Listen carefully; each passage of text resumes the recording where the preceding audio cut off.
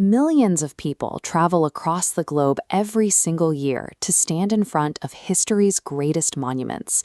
They snap a photo of the public facade, completely unaware that a few inches away, or a few hundred feet up, lies a carefully guarded private reality. The architects who designed these structures build for the public, but they deliberately engineered hidden, untouchable domains into the very peaks of their masterpieces. When Gustave Eiffel first raised his tower in 1889, critics despised it. Parisians looked at this towering iron skeleton and called it an eyesore, a metal monstrosity ruining their classical skyline. Eiffel countered his critics by building himself a secret sanctuary. At the very top, 276 meters in the sky, he constructed a luxurious private apartment, complete with wooden furniture, with patterned wallpaper, and a grand piano. Wealthy elites soon found out about the room and offered massive sums of money just to spend a single night up there. Eiffel refused every offer. He kept the space exclusively for himself and a few hand-picked guests, like Thomas Edison. At 276 meters, Eiffel spent his time looking down on the city that had called his masterpiece a monstrosity. He lived at the very peak of the structure they wanted torn down, physically and socially elevated above the ground-level debate. Across the Atlantic, the Statue of Liberty guards a deeply intimate space. Since 9/11, access to the claustrophobic interior of her crown has been heavily restricted, meaning almost no one gets to see what Lady Liberty looks like from the inside of the statue. Those few who do make the climb find something unusual. Sculptor Frederick Auguste Bartholdi modeled the external, public face of the statue after his mother, but inside the crown, hidden from ground-level view, art historians believe he modeled the interior face after his wife. That private portrait hides a much larger historical reality. Bartholdi's original design, including the flowing robes and the raised torch, was never meant for the United States. It was pitched as a massive lighthouse for the entrance to the Suez Canal in Egypt. The Egyptian government looked at the proposal and rejected it as far too expensive. Left with a colossal design and no buyer, Bartholdi took the exact same plans, crossed out the original name, and pitched it to America. America's ultimate symbol of freedom is actually a repurposed, rejected Egyptian lighthouse. And packed inside its copper shell is a secret, intimate portrait hidden in a space the public can barely access. You don't always need to build a room hundreds of feet in the sky to hide things. Sometimes the most effective way to conceal a secret is to put it directly in front of millions of people. Grand architecture forces you to look exactly where the builder wants you to look. Millions of visitors stare directly at the face of the Lincoln Memorial statue every year, but almost none of them walk around to check the physical blind spot at the back of his head. If you stand below the back of the marble statue and look up, the sculpted folds of hair align into a distinct shape. This diagram traces the curves and ridges carved into the stone, revealing the unmistakable profile of a bearded man facing left. Observers point out that this profile bears a striking resemblance to Confederate General Robert E. Lee.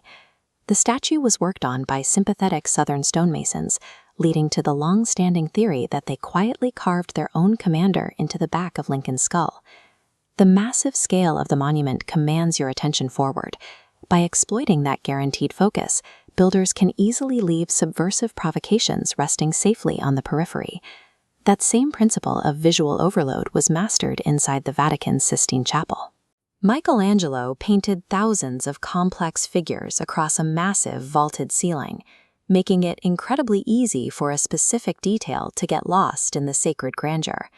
For centuries, everyone missed it, but in 1990, a medical study analyzed the central creation of Adam panel and found an illegal, anatomically perfect biological cross-section hidden right in the middle of the painting. This animated diagram breaks down the specific alignment.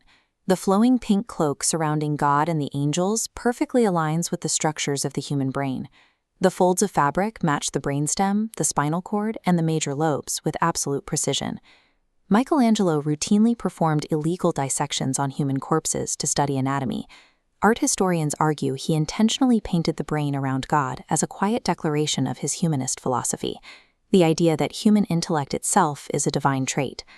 But directly above that brilliant painting sits a much darker physical reality. Running the entire length of the chapel, completely hidden in the cramped attic space directly above the painted ceiling, is a narrow walkway built for Vatican officials to conduct espionage and surveil the incredibly powerful people meeting in the room below. The ceiling holds two distinct realities. On the plaster, an artist encoded a beautiful philosophy into a sacred image. And just inches above it in the dark, an institution built a paranoid tool to spy on its own members.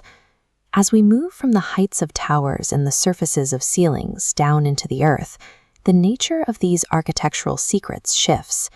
Below ground level, clever subversions turn into dark unknowns. Millions of tourists walk through the main chamber of the Taj Mahal to view the twin cenotaphs of Emperor Shah Jahan and his wife. But those elegant marble structures are entirely fake replicas. The actual bodies lie in a restricted, near-pitch-black basement directly below the main floor.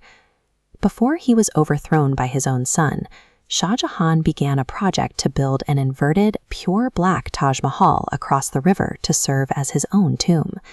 The connected structure was never finished, leaving only buried foundation stones resting quietly beneath the soil today.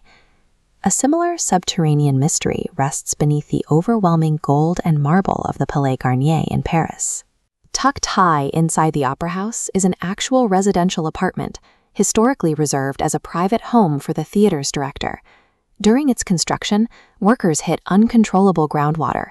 Rather than abandon the site, the architect built a massive, dark water reservoir directly beneath the concrete foundation. That underground lake is still there, currently used by the Paris Fire Brigade for training. When author Gaston Leroux toured the building in the early 1900s, he found a hidden apartment above and a vast, dark lake below. He didn't invent the Phantom's lore. He simply wrote down literal blueprints. We finally arrive at the oldest and most heavily guarded subterranean mystery. For most of its history, the Great Sphinx of Giza was partially buried in the desert sand, hiding whatever structures lie beneath its massive paws. In the 1990s, a team of researchers ran ground-penetrating radar scans over the bedrock surrounding the statue. The data identified large, empty cavities resting directly beneath the paws and the main body of the monument. The discovery ignited a massive conflict. Traditional Egyptologists insist these are simply natural geological anomalies, hollowed out by water over millennia. But others argue they perfectly match ancient Egyptian texts describing a hall of records, a mythical subterranean vault holding the lost knowledge of an older civilization. We have the radar data. We know that cavities exist. But the Egyptian government has issued a blanket refusal to grant any excavation or drilling permits for the site, effectively sealing these chambers off from any physical scientific inquiry. The mystery of the Sphinx relies on active suppression.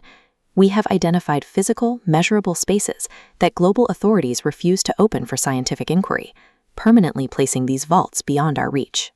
Every structure built by human hands tells a story, and the creators of these monuments knew that the safest place to hide a piece of that story, the most secure vault of all, is right in plain sight. So the next time you stand before a world-famous landmark, take a moment to look past the public facade and ask yourself what they aren't letting you